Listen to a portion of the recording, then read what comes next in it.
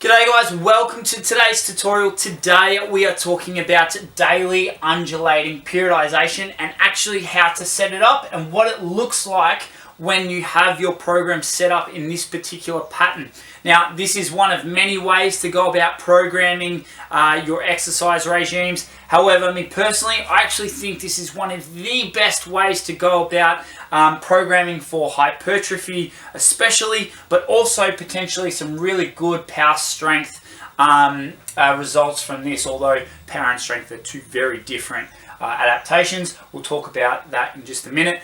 But nonetheless, this is how it sort of sets out. So what we can see is that the way I structure this is a push, a pull, and a leg day. And the reason why I do this particular structure is because of the fact that we want to be hitting the our muscles at least 2 times per week. So with this structure, we're able to do this in a way in which we're going to be able to hit not only every muscle 2 times per week, but also if we have lagging muscles, we can actually target them potentially 4 times per week, and we'll talk about this in a minute. So the way this structures is really simple. We do a high day, a medium day, and a low day, and we can see that the way this undulates is that we increase each high day by 5%, which then will increase our medium and our low, and we're always adding that 5% on. Now, this 5% mark is what I found to be really useful for natural athletes. With the guys who are in enhanced, I actually haven't dealt with anyone who's enhanced,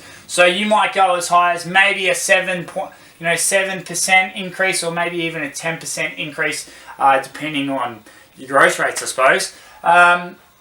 Okay, so as you can see, we undulate like that. Now, the first thing we want to understand is that with our legs and our push day or our chest day, because in this instance our push is probably our lightest day out of them all, they tend to correlate really well with legs, which is a high volume, high demanding exercise or day. And then with our pull session, because most of the time, excuse me, most of the time we're going to be doing deads potentially on a pull day, you're going to find that that's going to also have such a high intensity load. So we don't want to place high days all in a row, nor do we want to place low days all in a row. So what we do is that our pull will mirror our push and our legs. So we'll do a push and a leg day at a high, medium to low, and then we'll do our pull session from low, medium to high. Again, adding the 5% increments once you've gone through your first little block, which will be a block of 3. Now you can see that in the first week, based upon hitting 2 sessions per week, you're going to go through a high and a medium session, and then the following week you're going to go into a low and a high session. You're just going to keep this trend going. So week 1 you'll do 2 sessions, week 2 you'll do 3 and 4, and then so on and so forth. Okay, so you can see here also that this block is blocked up to 9 weeks. And the reason why we do this is because of the fact that with natural athletes, and this is based off natural athletes, we become desensitized to the program and desensitized to the stimulus over about an 8 to 10 week period. So I've structured it so that we are doing 3 blocks, and that will equate to 9 weeks, and in each block we're doing 3 weeks. Okay, so let's talk about these different blocks and zones. You can see here that block 1 up to week 3 is what I refer to as skill acquisition. Week 4 to 6 is training effect zone, so what desired result that you're trying to attain. And then week 7 to 9 is overreaching, so really putting in the hard yards and going and going and going. Now, with our skill acquisition, we're working between a 50 to 70% or an RPE of 4 to 6 out of 10. Our training effect, so the zone that we want to really work on, is we're going to be working between a 7 and an 8.5, depending on if you're doing a hypertrophy program or if you're doing a strength type of program. And then when you're starting to move into the overreaching, so starting to put in the hard yards, we're doing an 8 to a 10 out of 10 RPE. RPE is rate of perceived exertion. So how hard you feel as if this is working. Now also, I don't tend to work off RPE, and the reason being is because day to day, depending on sleep, depending on all sorts of different factors, we can go into the gym feeling really good, or we can go into the gym feeling really poor, right? And it all comes down to emotion, and I don't tend to like emotion in this game. This is the reason why I really like this game, is because you either lift it or you don't. So taking the emotion out of the game, what I tend to do is go off a 1RM calculator. In this particular instance, I'm zoning for 50 to 70%.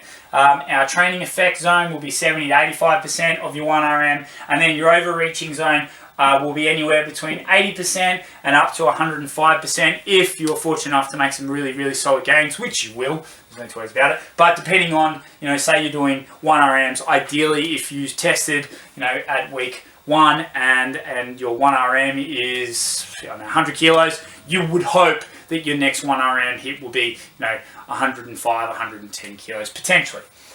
Okay, so let's talk about our skill acquisition zone.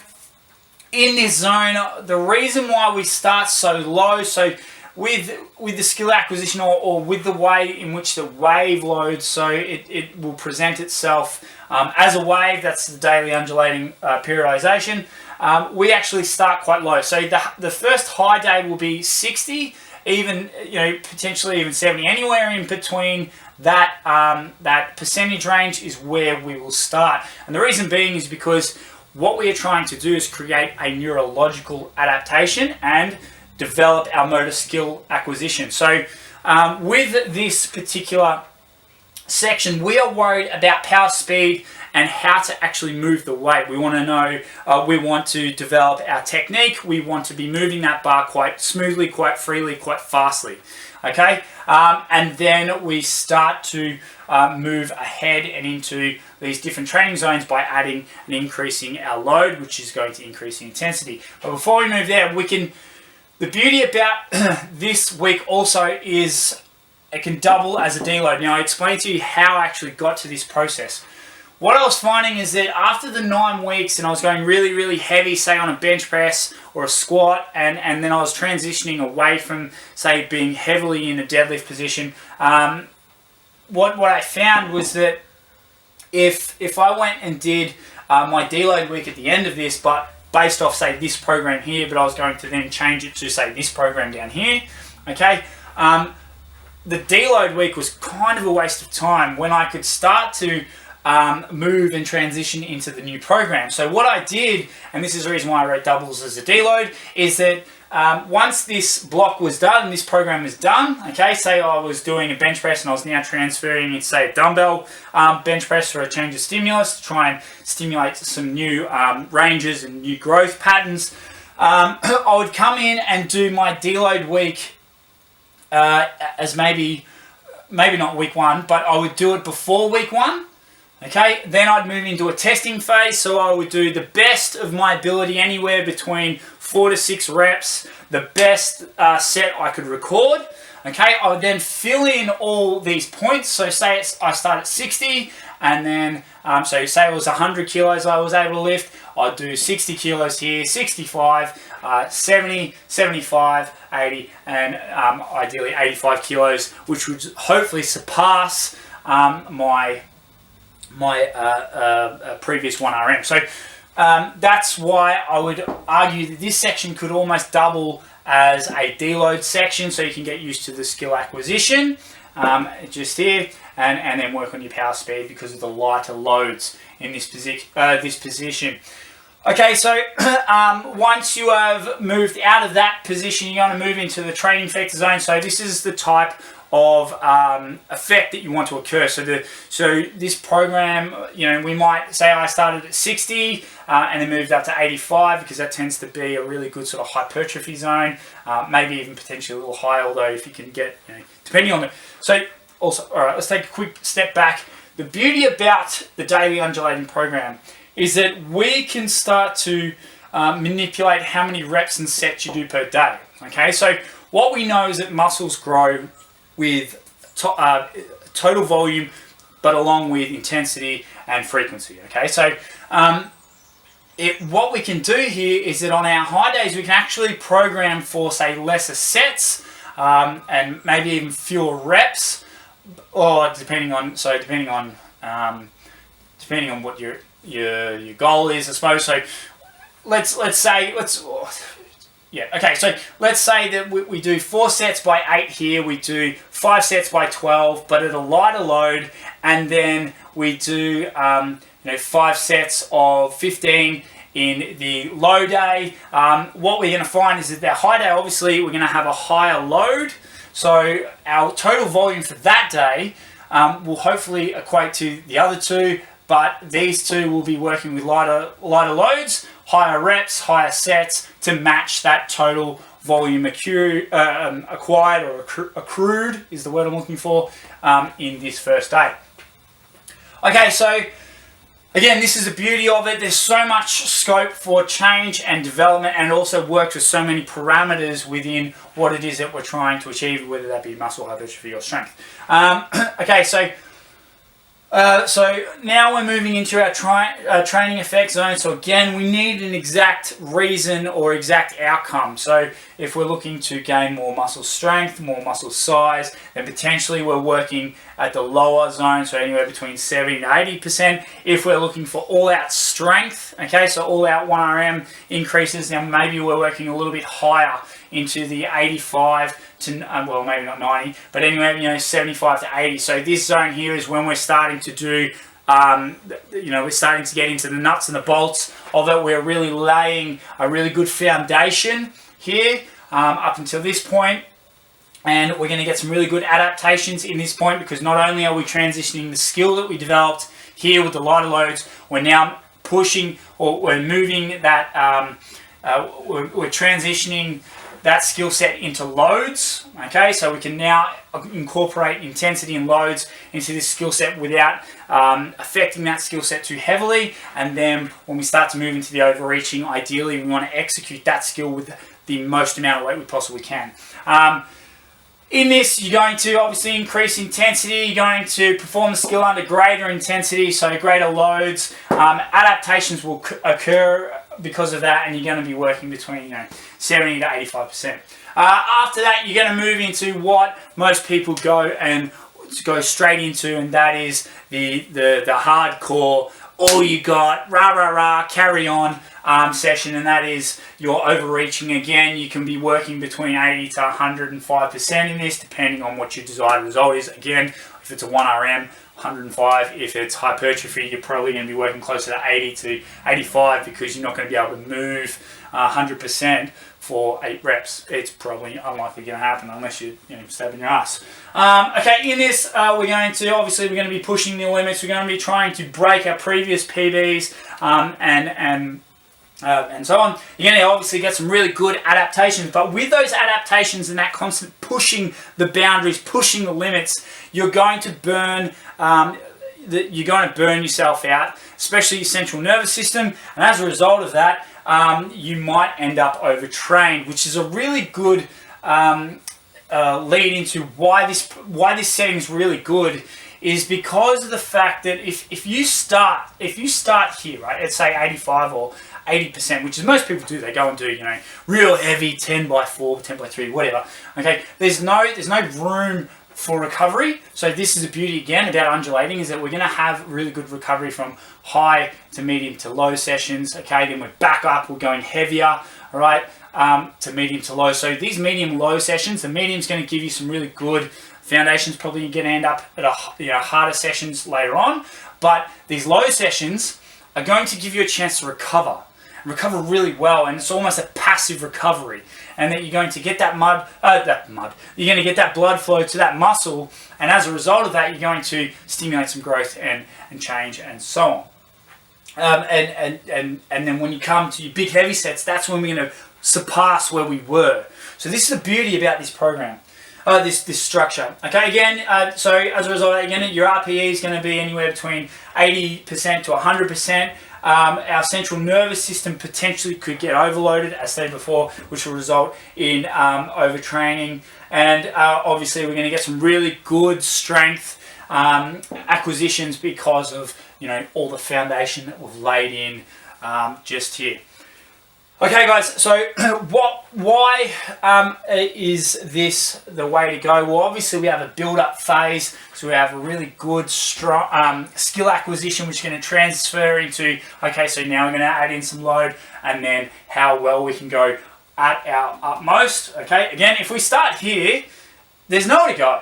And that's the beauty of this program, is that it allows you to grow, adapt, still gain neurological adaptations, and then you're able to develop skill sets. So I keep talking about the skill acquisition. The skill acquisition part is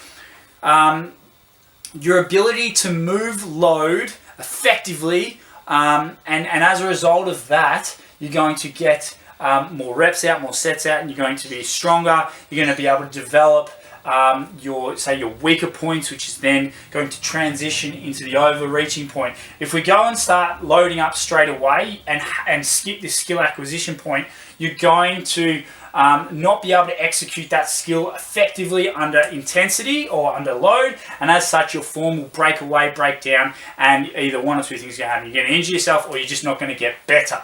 Okay, and a lot of people start here, stay here, and wonder why they're not getting any better. And as a result of that, they turn to things like SARMs or steroids, SARMs being one of the more popular items at the moment because they're sold to be natural, which, by the way, they're not. Okay, and so, yeah, so they're constantly, stuck here, where if they just take a little step back, so one step back to go 2 steps forward, you're going to find that if you develop your skill acquisition, develop those weak points, refine and get better, it's going to transition and lay a really good foundation for you to, surpass your previous PBs. Obviously, the layout, we can get 2 sessions per week. So we can do 2 push, 2 pull, 2 legs. Now, I referred to being able to even pick up lagging muscles. So what we find is some exercises transition really well into different ones. So for example, a pull day, we could do, say, hamstrings. Now all of a sudden, we're doing hamstrings here, hamstrings there. That's in 1 week, we're hitting the hamstrings 4 times per week. So if you have lagging hamstrings.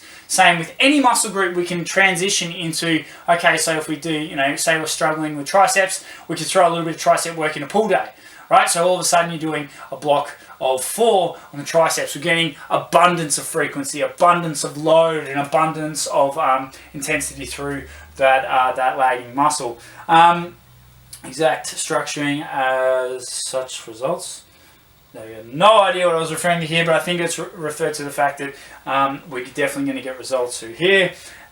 Different day, greater variation, of course. So obviously then, with the undulation, we can go and do, say, 8 reps on each, but increase sets. We can go and do 8, 10, and 12. So as a result of that, you're going to feel as if your program is constantly on the move, it's constantly changing, and it's things to look forward to. One day you're going all out 5x5 or 5x3, whatever the case may be, and you're trying to dig deep and go really hard. But then on your medium and low days, you might even jump right up to 20 reps. So not only are we getting the exposure of some really heavy loads, but come the low days, we're getting exposure to those higher reps, higher sets, and we're getting a really good pump and blood flow in, which is, it can be really, really good fun. And at the end of the day, we need this to be fun, because if it's not fun, well, you're not going to want to go through it for 9 weeks. Okay, so that's the beauty of it. So there's so many variables. Now with that can come a little bit of distraction, a little bit of where do I begin, where do I not begin. What I suggest you do is make your goal specific, and then start creating this program based off your specific goals. So greater chance of recovery. So obviously, again, back to our low days, we have a chance to actually recover in order to then spring forward and really put our best foot forward. So again, the low days almost act as a passive recovery. Now what you'll notice too is that your low days will end up being the same amount as your high days towards the end. So by the end of it, your low days aren't that low, and you're still working, you're still getting passive recovery. Okay, so, and then covers intensity and frequency. Oh yeah, so then obviously, yeah, we're hitting it twice per week. What we're going to do now is we're going to move into how I would program this particular setup for my athletes. Again, so first point of call is that I deal with a lot of people, and a lot of people too, they want to grow muscle and potentially lose weight. Now, the losing of the weight, here's something to think about, right? Losing weight, if you can start to get your head in the idea that for weight loss, you're going to need to control your diet. So diet is weight loss, okay? 2, resistance training is muscle growing. And 3, cardiovascular training is to increase your endurance and your cardiovascular system. Now, everyone's like, oh my God, no, you're wrong. Carry on. We're not going to dismiss the fact that, so for example, you eat a steak for its protein content, but that doesn't exclude the fact that a steak has fat in it, right? So same concept with, say, weight training is that, yes, your desired outcome, or what you are using this for, is to become physically stronger. But in return, because you're expelling calories, there's a chance and increasing your metabolic rate because of the increase in lean muscle mass. There is a fair chance that you're going to burn fat. Okay, but the desired result and what you use training or that particular training stimulus for is to grow lean muscle mass. All right, so if you can pigeonhole these 3 concepts, although there are more factors to it, but if you can start thinking along those lines that, yep, diet controls my fat, whether I gain weight or not, lean mass is going to be created by lifting heavy, okay, and then my cardiovascular system, if I want to be able to run longer distances, then you're going to have to increase your ability to work effectively in either oxygen deprivation or be able to increase your gas exchange and increase your steady state in which your body's able to use oxygen as a fuel source, right? Or convert that oxygen into ATP, which is called your aerobic system, right? Now, so I went off topic, but programming, how do we then use this to the best of its effect in order to get you your goal? Well, obviously the first point of call is goal and outcome. So we need to know exactly what it is that you want this program to do. Now, having, saying I want weight loss and I want this, that's not an exact and specific, which is point 2, an exact and specific goal, right? So for example, say this is me, right? Say, look, everyone loves to point out how bad my calf muscles are, so let's go calf muscles, right? This program here, this next 9 weeks will be dedicated in order to bring out my calf muscles.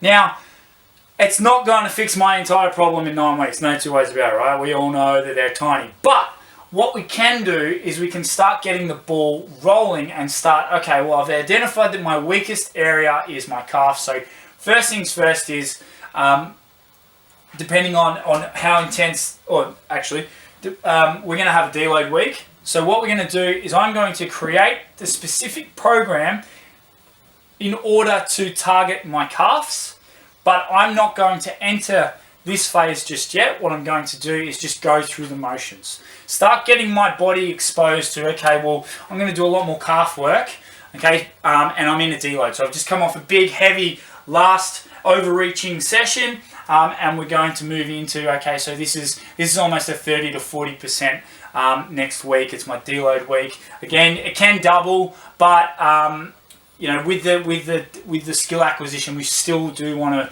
be moving the weight fast. So potentially not. Depends how your central nervous system is.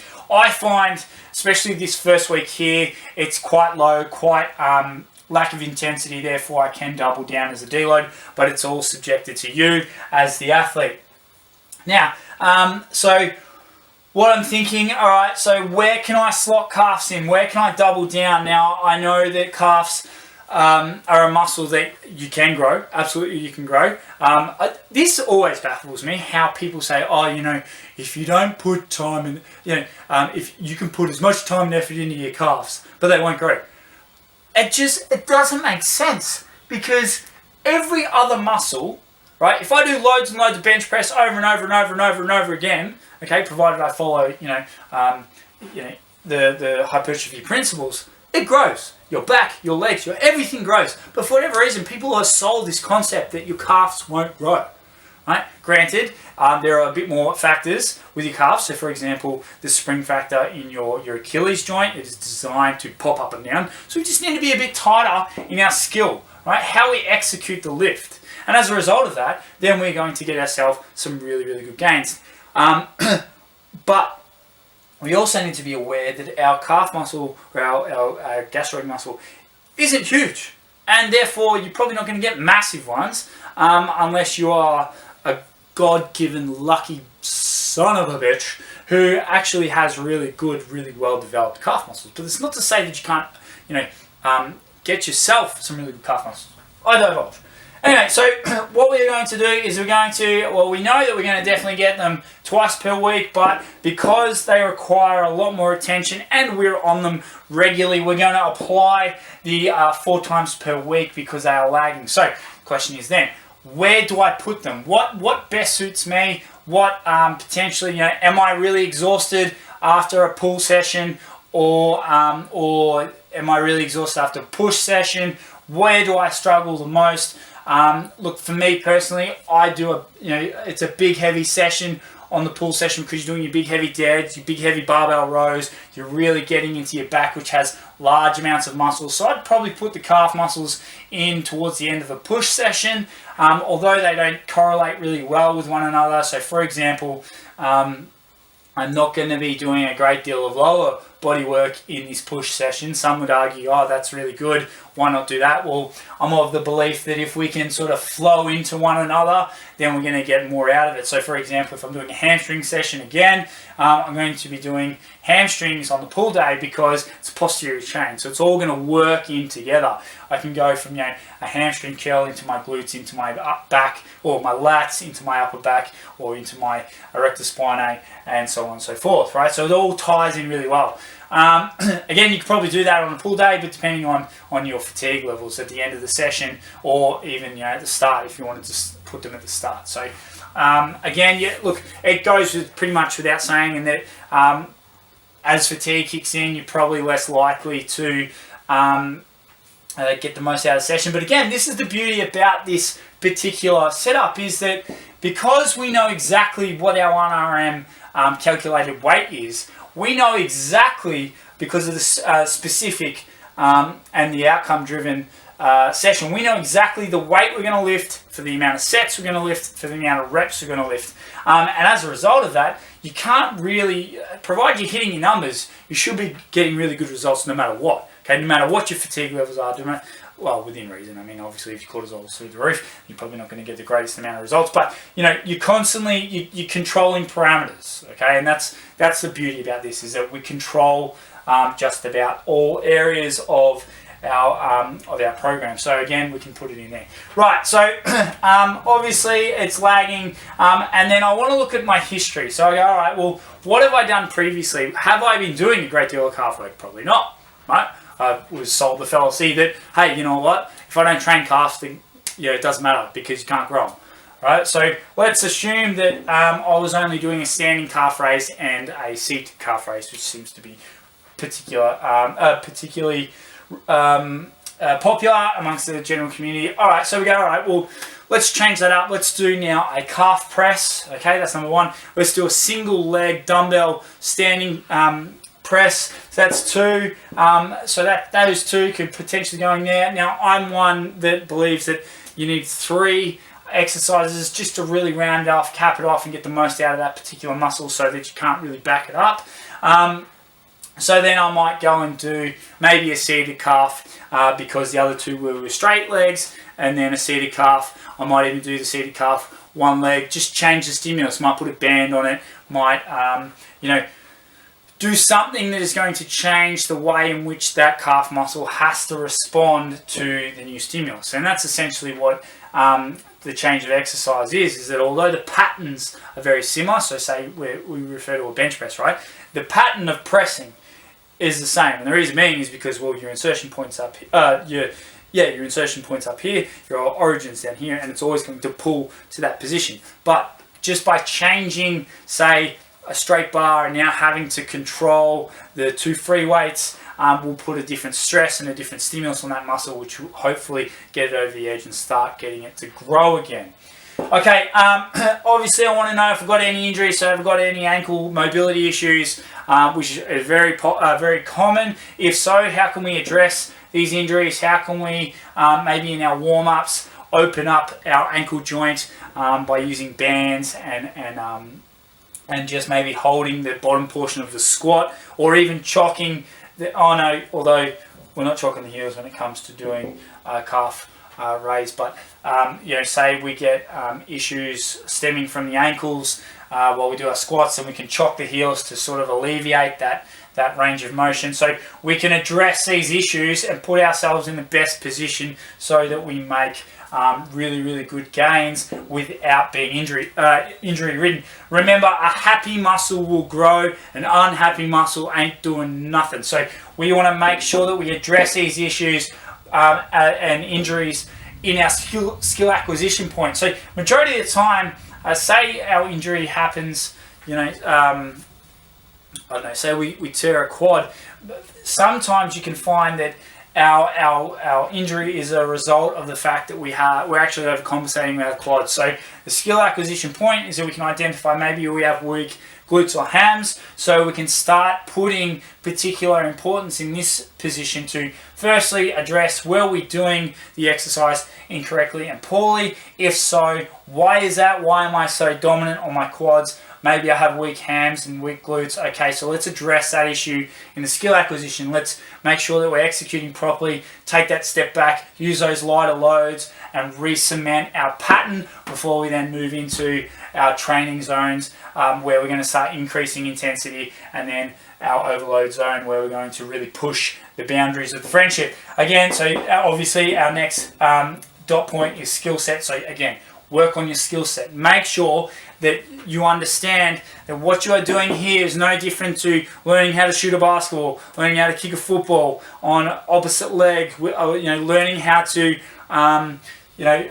hit a cricket ball that spins the other way. I don't know. Whatever your chosen sport is that you particularly follow, or if you don't follow anything, just understand that this is a skill. Any exercise that you do in the gym is a skill, and we want to make sure that we perfect that skill. Now, back just quickly on that, what we need to understand, this is the difference between powerlifters and bodybuilders, is that powerlifters are about identifying their skill set and whereby they can go and move the most amount of load as possible from point A to point B, okay? Now, why I say this is because with the skill acquisition position, you might find that, so for example, I had a powerlifter say to me that, there's no point training your eccentric portion of a deadlift because essentially you never ever need to control the descent of the load. And that's fair, okay, because they don't. All they need to worry about is taking it from point A to point B